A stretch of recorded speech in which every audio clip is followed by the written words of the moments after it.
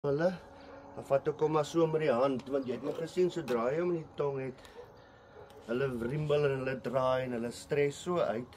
En vir my is dit ook 'n makliker manier, hy sal 'n bietjie byt na my handskoen toe. Ja, net vir vir die... hierdie sterkie losmaak, daar sit.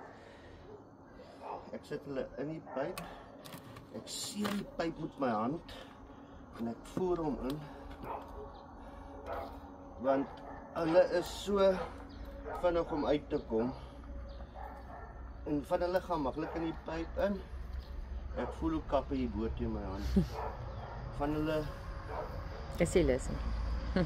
wil nie, hy wil net uit, ek moes eintlik my langer pyp gebruik, daar is die sterkie nou binne, ek neem nou, hulle is vinnig, hy is nou by my hand, goed nou, wacht, dis ek weet ek het nou my, jy sien hoe vinnig Weer, is hy. ja, dat is hy weer.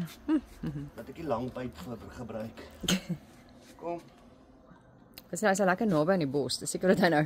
kom, ek het die lange pyp gebruik. Die pyp is gekort. dit het Dat is hulle jou. gewoonlik klein, en dis hoekom ek toe nou die klein pyp gryp. Maar ek die wonder of lange dit weer enetjie. kaats het van die blare af daar. Want die dings van hulle is, die dingetjie is soos 'n spring. Hulle is in en uit. OK. Gaan jy in. Dan daai tyd. Nou het ek meer tyd om toe te maak. En nou kan ek hom net. Ja, daai pyp sodra